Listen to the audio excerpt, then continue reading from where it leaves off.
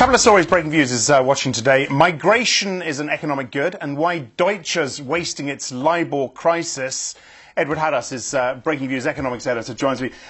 Fascinating piece you've done on migration, calling it an economic positive. I know some of this is based on an OECD study, and I think, let me just start by quoting from that study. The fiscal effect of migration is around 0 on average and rarely exceeds 0.5% of GDP in a given year. Should we be surprised by that? No, we should not be surprised. And my basic point here is migrants are people and they behave like natives.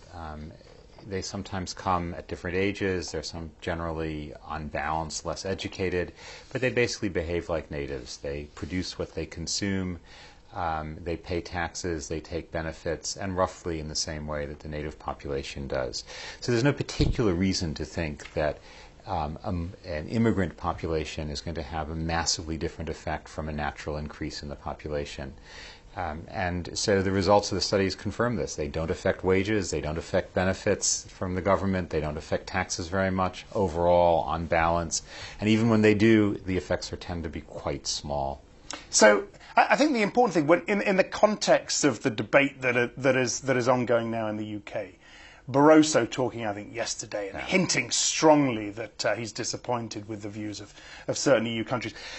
It's about educating the population, isn't it, as a politician, and saying to them, look, this shouldn't be a political issue for us. You can say immigration or migration is a political issue. I'm perfectly willing to say it's not my domain as economics editor at a financial commentary service to say what the national identity is or whether we should allow freedom of people to move from poor countries to rich countries.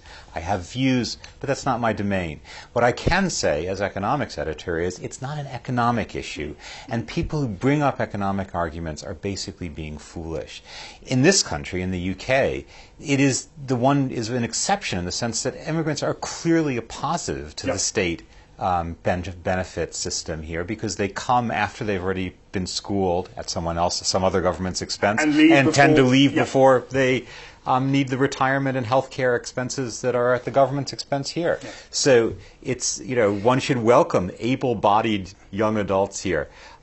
They do, although I don't put this in the piece, they put pressure on the housing market here, but that just shows how terrible the British housing market is. They can't build enough houses. Another problem. And you make another very important point, and that is, it's usually very detrimental to the sender country, if anything, right? Yeah. Because of the brain drain, because of... If anyone has a right to complain about migration as compared to immigration, it's the countries from which these people are coming. You had a tremendous brain drain from countries in Africa where almost all the nurses and doctors, or a big portion of them, just come make money in rich countries, or in another domain, the priests.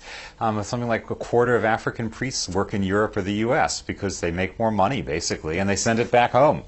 But even there, I think on balance, the evidence suggests that because these people come back, they bring skills, they bring money, they send remittances.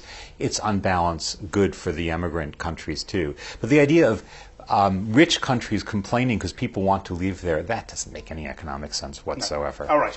Let's get a very quick word from you on this Deutsche story. You can find the story, of course, on the Breakingviews website. Deutsche is wasting its LIBOR crisis. What are you saying? We're just saying, look, you had a problem time for cultural renewal. The two co-chief executives there said they were going to do that. But what we seem to have is continuing scandals and big fight with the German regulator BaFin. It's not too late for them to save their reputation, but they're just not doing what they should be. Okay. Edward, many thanks for that. Edward Haddus, economics editor of Breakingviews. For more Agenda Setting Insight, watch our US show every day, 12:30 Eastern, 17:30 GMT. You can find it, of course, on demand as well on the Insider platform. I'm Axel Threlfall. This is Reuters.